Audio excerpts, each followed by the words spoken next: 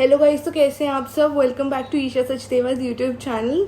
तो आज है पार्ट 4। अब पार्ट 4 क्या था, पार्ट 3 अगर आपने देखा है तो आपको डेफिनेटली पता होगा पार्ट 4 क्या होने वाला है।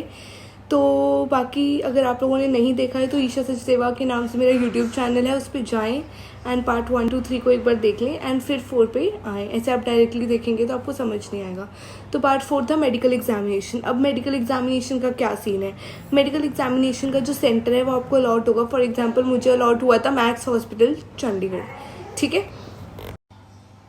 तो गाइज मुझे मैक्स हॉस्पिटल चंडीगढ़ अलॉट हुआ था एंड जो पेमेंट मैंने पे की थी मेडिकल एग्जामिनेशन के लिए वो थी ₹6,650 एंड ये अमाउंट होती है आपकी, बाकी वेरी करेगी सेंटर्स के साथ। अब जिन लोगों ने लुधियाना में किया था they paid a bit less, ऐसे है इन्होंने जहाँ पे दिल्ली में किया था they paid a bit more, that depends upon the location. So price में vary according to your location. Then जो मेडिकल एग्जामिनेशन है उसमें पूरा होता क्या है, the main thing is your chest X-ray. Chest X-ray होगा आपका because mostly the cancer is found in ladies. Females में जो कैंसर की अमाउंट है वो मोर है एज कम्पेयर टू मेल्स, ऐसा वो लोग कहते हैं। So that is why they take the chest x ray.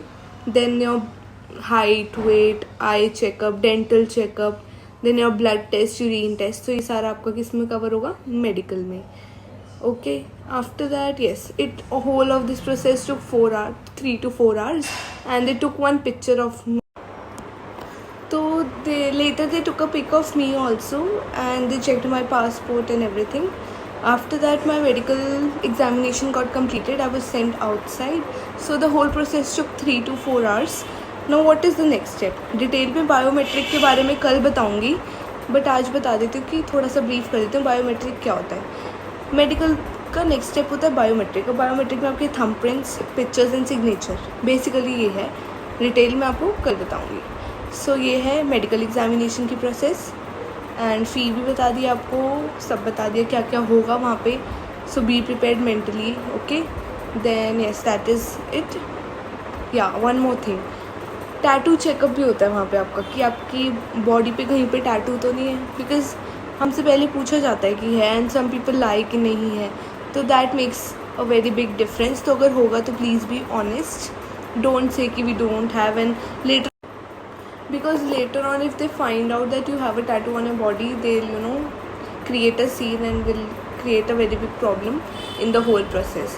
So please be honest at each and every step. I would just say that even fake documents can lead to your deferment or will create a problem, like you cannot go and something like that. So please be honest at each and every step, plus be aware also. So now there is one GC key where you will keep on checking that whether your medical got updated or not. GC key is Government of Canada key, where I don't know whether your consultant will keep the password with him or her or will they provide it to you, because I had my password, so I had the full access to my GC key. I used to check it every day because the moment your medical gets updated you get your PPR within 1 week or 10 days. So please be aware and keep on checking whether the medical got updated. And yes, for example, if 1 or 2 reports have some problem in them, then they will call you again. So please be ready. You'll have all of the reports in your hand by the end of your medical exam, but in case in future they find out that your blood has some problem or your urine has some infection, they'll let you know and then you have to get it done properly, and everything has to be examined very nicely.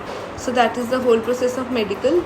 So stay tuned for part 5 which will be uploaded tomorrow, जिसमें मैं biometric के बारे में बताऊंगी, then further and last visa तक सब बताऊंगी आपको। उसके बाद आइल्स की टिप्स एंड ट्रिक्स तक भी बताऊंगी। तो इसलिए मेरे चैनल को सब्सक्राइब कीजिए, ज़्यादा से ज़्यादा शेयर कीजिए जो लोग बाहर जा रहे हैं उनको। So yes, that's all for today. Thanks for watching. Do like, share and subscribe my channel for more such videos. Bye. Stay safe, stay healthy.